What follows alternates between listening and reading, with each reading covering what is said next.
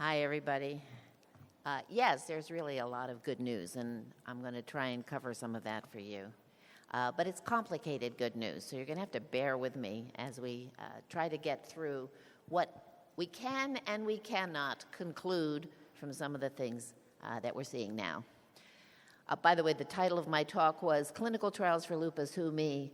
The reason I titled it that way is because I'm leading into a discussion, and I hope you will engage in it with us this afternoon, about what it takes to actually want to participate in a clinical trial.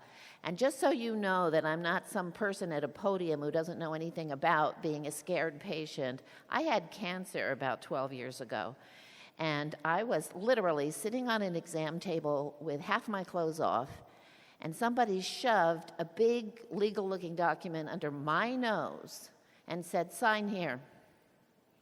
And I looked at it, and it was a consent form for a clinical trial. I'm a clinical trialist. I knew that was wrong.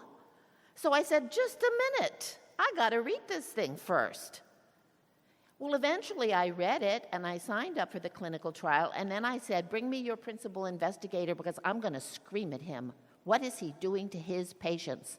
Not everyone would have known what that piece of paper was. So I know it happens. And the key thing here is, yeah, we need more trust in each other, but we also need to be able to earn each other's trust. So we're on a rampage now. We want to get everybody involved, and we want to make it happen so that we can get more people into clinical trials. And one of the important pieces of this that's going to thread through this talk is that minority patients who already are having poorer outcomes in lupus, as Dan alluded to, are underrepresented in clinical trials. And that's going to make health disparities worse. Now, you don't get people into clinical trials by shoving papers under their nose and saying, sign here. You need to engage in a conversation. And clinical trials aren't right for everybody. And not everybody can even get in the clinical trial. They have lots of rules. But we got to find enough representation by everyone so that we can get better drugs that will work for everyone, and it will help us address the disparities in how treatments are working for different people. It'll be part of the problem. Now, you see here I put up a cartoon. This is a cartoon of the immune system. What you see is a whole bunch of Pac-Man-looking objects. Those are the cells of the immune system, and they all have little labels. M is for monocyte, D is for dendritic cell, T is for T cell, B is for B cell. And they all interact. And when they interact, they do it in different ways. Sometimes they literally reach out and shake hands. They each have little receptors that recognize each other, and they shake hands. Sometimes they shake hands loosely. Sometimes they shake hands violently. And depending on what happens in those interactions, different signals are sent into and out of these cells. They're signaling each other, almost like they're talking on the telephone. Sometimes they just let little proteins out into the bloodstream, and the proteins swim around and find the other cell and get up on their surface and signal in. And all of these signals are telling the immune system how to operate like a little army. The problem is we have to let things into our bodies. You ever heard of food? So we have to know how to recognize what's food, what's friend, what's enemy. So what happens in lupus? What causes lupus? Well, every little one of those proteins, and now we're talking about literally hundreds of thousands, if not millions of different proteins, come into your body because you inherit them from your mom and your dad. And it is normal in the human population for those little proteins to be a little different in some subset of the population. So there are literally millions of ways in which you can be different from your sister, your brother, your cousin, or someone unrelated to you in just the fine-tuning of how those proteins are made. And those proteins are the ones shaking hands, talking on the phone, communicating, and sometimes it's a little less, sometimes it's a little more. You can imagine that we all have very unique immune systems. Well, if you have lupus, you have a disorder of your immune system. You have a very complicated illness. It should not be surprising to you that one person's lupus is not identical to another person's lupus because it's different little proteins working in different ways and different combinations that lead to this final common pathway where we get these things we recognize as lupus: ANA, anti-DNA, arthritis, rash, kidney involvement, and all those other things. Those are way down the road from a lot of different stuff that happened up here. So how are we going to get new drugs for lupus?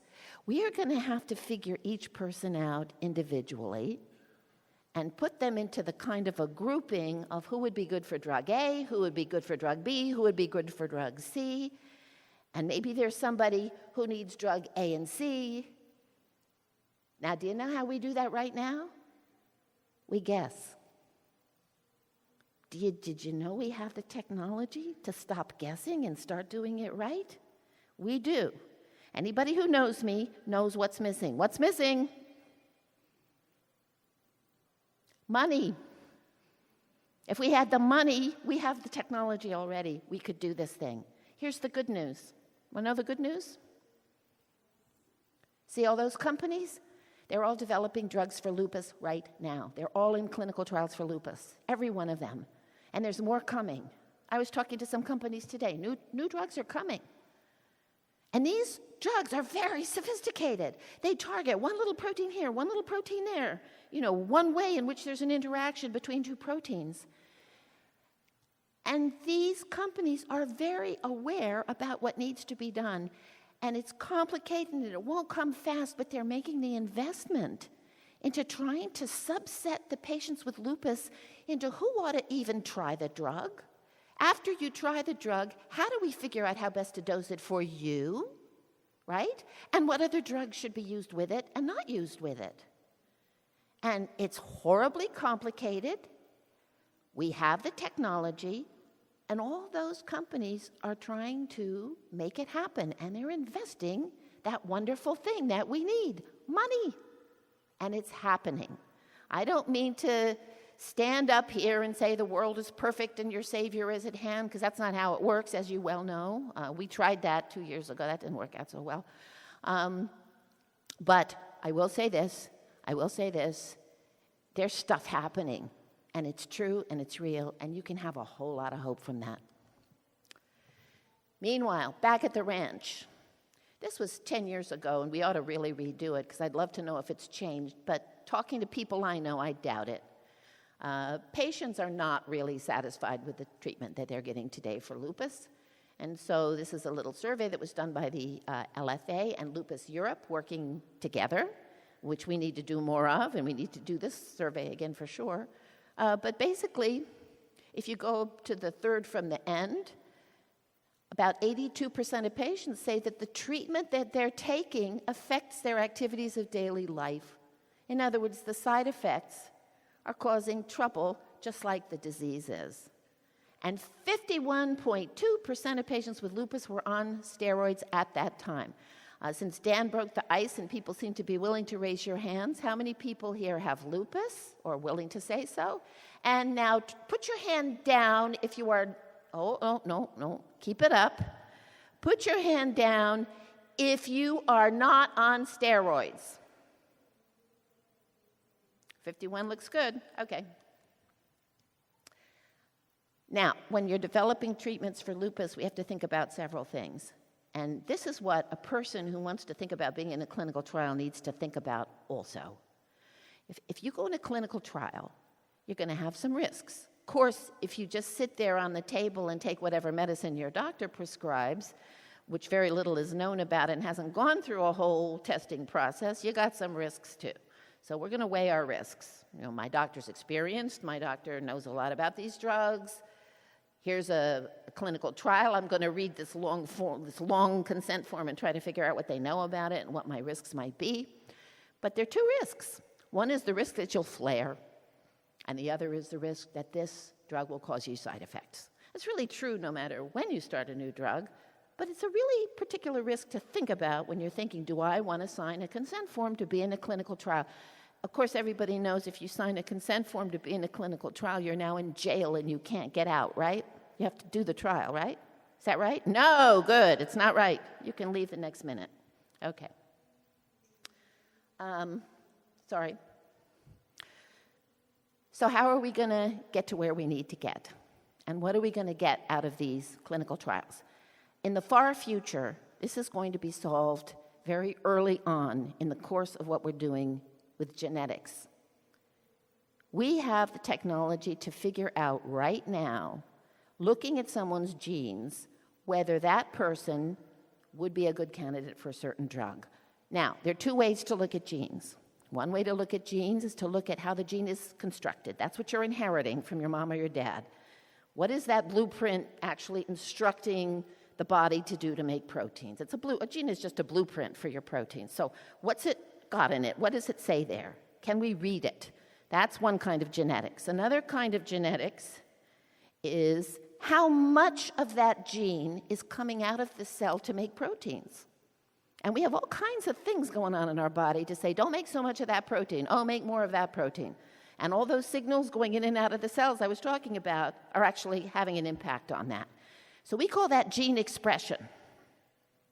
Now, what you're probably not going to be surprised about is that lupus is more similar between patients if you just look at the symptoms.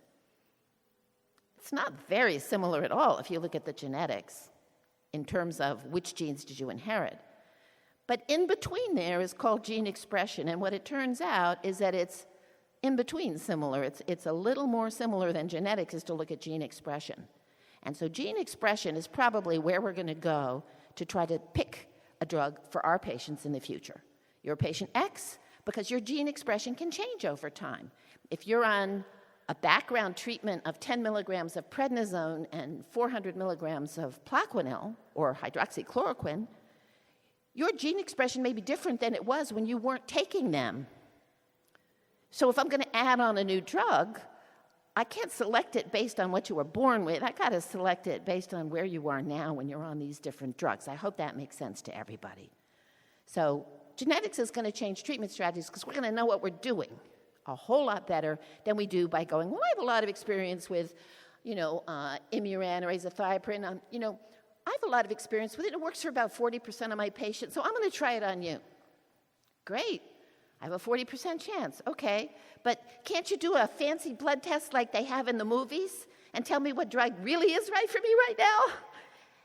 Yes, we can, but we need money. Okay. But here's something that's already been done. It's not really great news, but it just shows you the level at which we can do things. Cyclophosphamide is a very strong, toxic medicine that is used for severe lupus. We've used it for many, many years, going back a long way. We understand it a lot. It can be used safely. It's often used for kidney disease around the world. It turns out, forget all the stuff in the white letters because, it's kind of deep and dense. Let's just go to the yellow letters and the orange letters. See the orange letters down there that say CYP2C19*2? That is defining a certain kind of gene that people inherit that has a little bit of a difference from the same kind of gene that other people inherit. So it's called a variant. In the population, certain percent of people inherit this particular thing. And if you inherit it and you take cyclophosphamide, we know that you have less risk of the major side effect that scares lupus patients, which is ovarian failure, which means you can't get pregnant. Okay?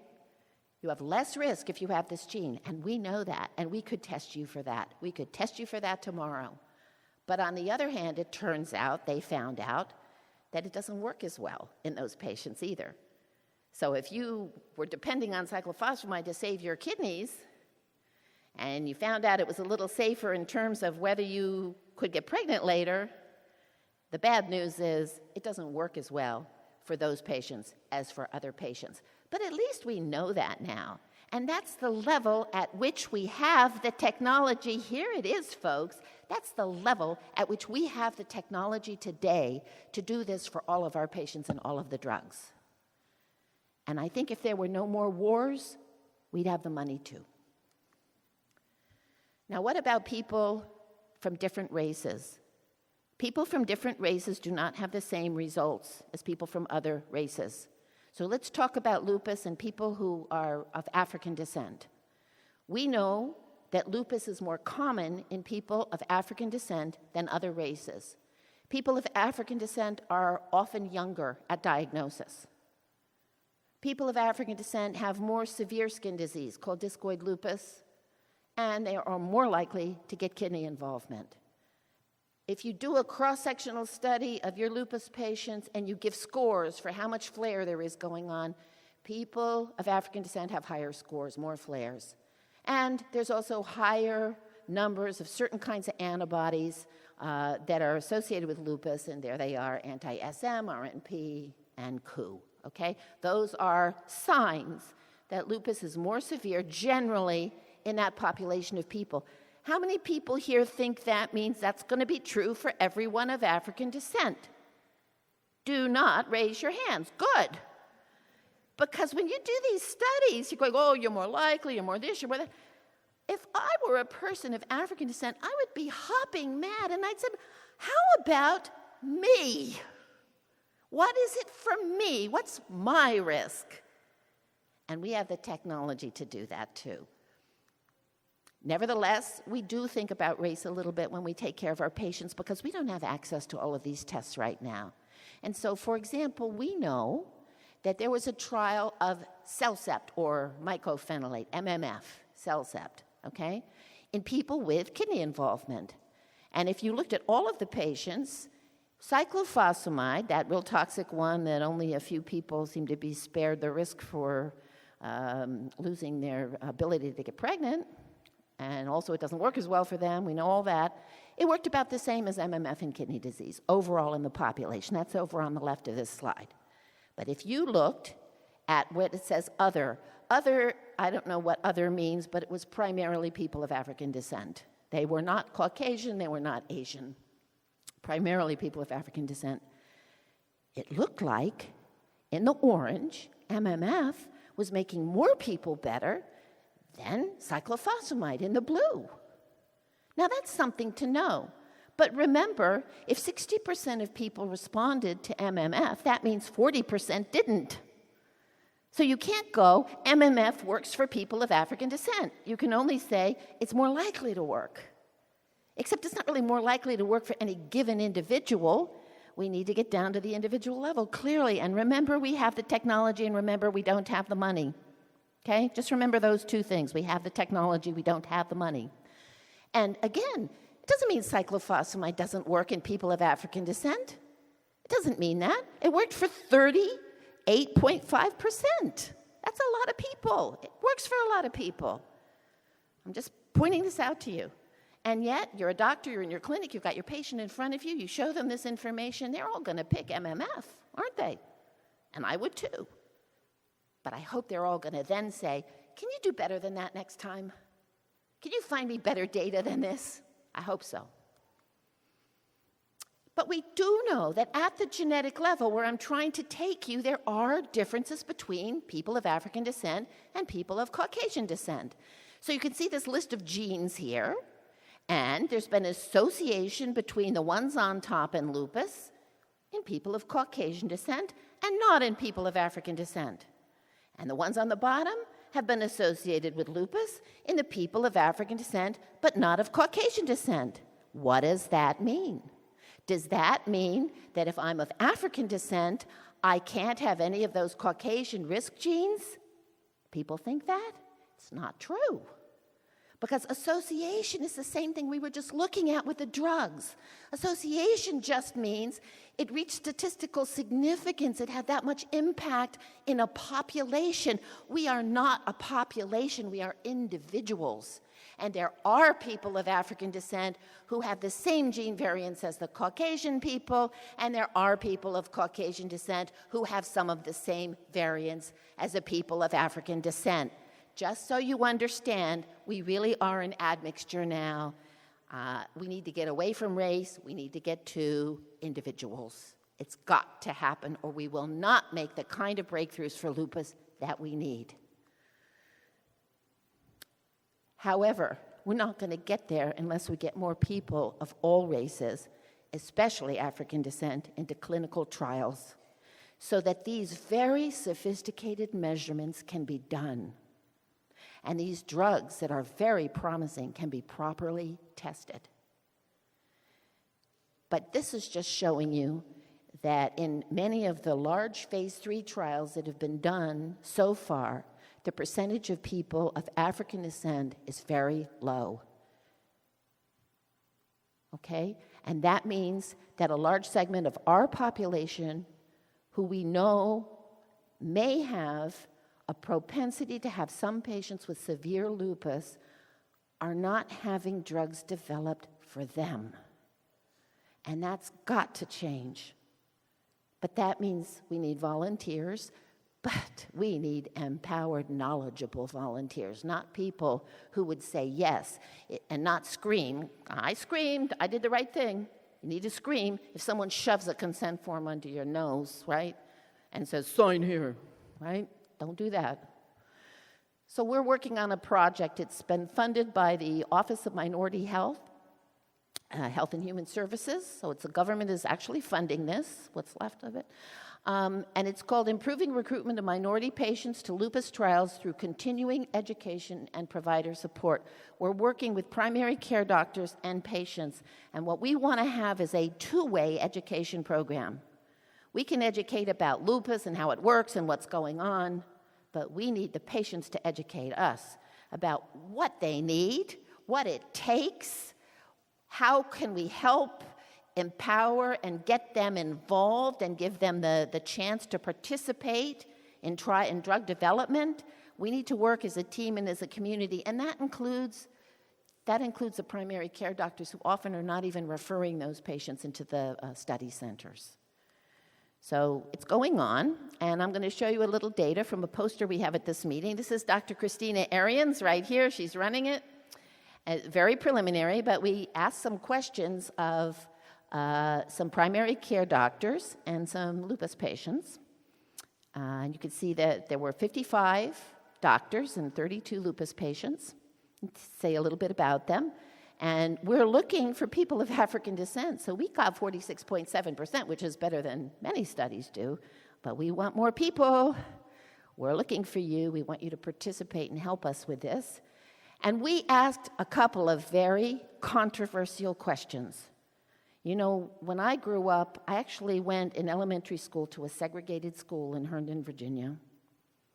And I thought things had changed until about 2 years ago.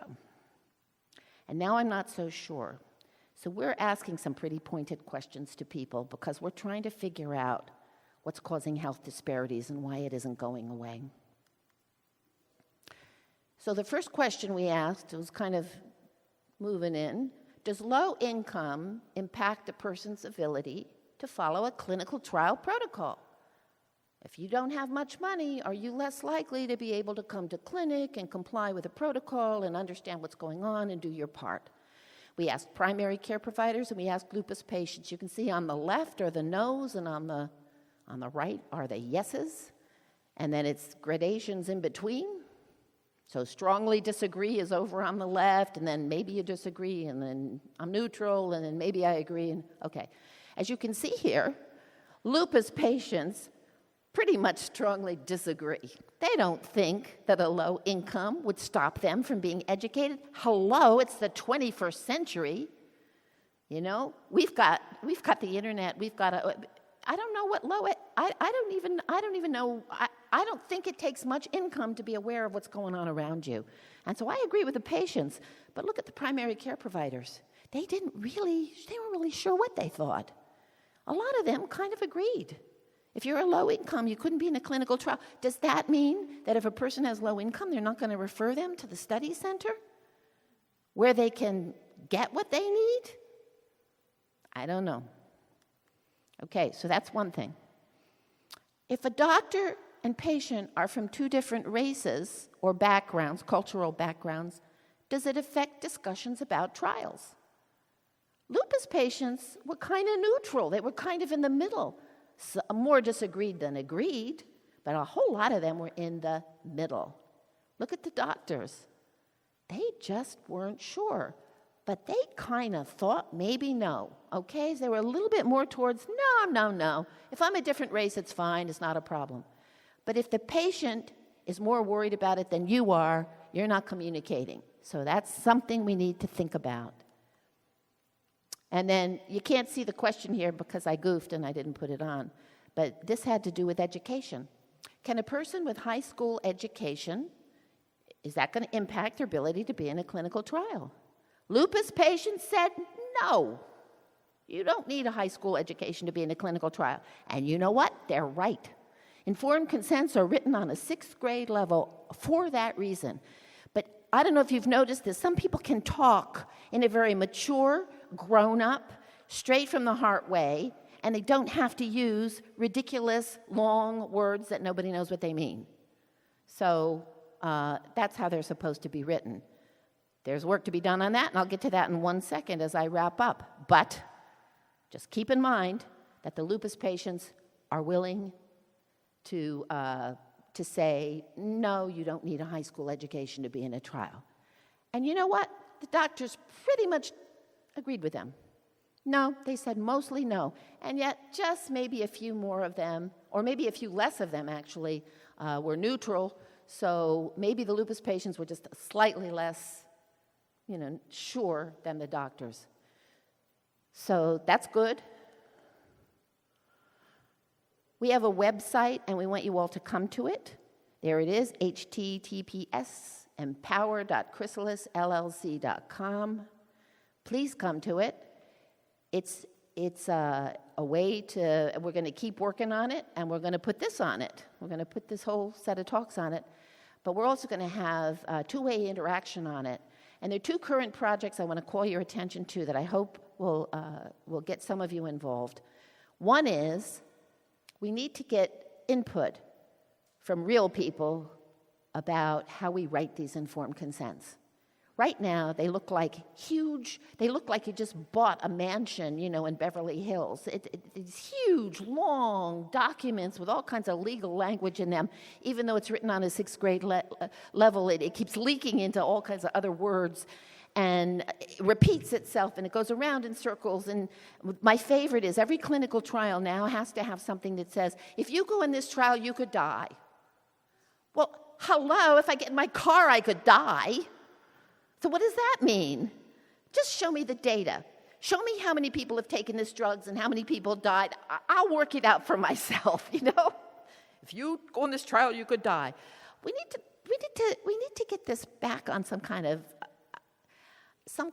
rational, straightforward, clear, simple level, and it's got to come from the patient. So we want you to tell us we want you to learn about the elements of informed consent, what the legal requirements are in an informed consent, understand why they're there, and help us write better consent forms. And we'll publish them. We'll get them published in medical journals, and we'll start a movement about that.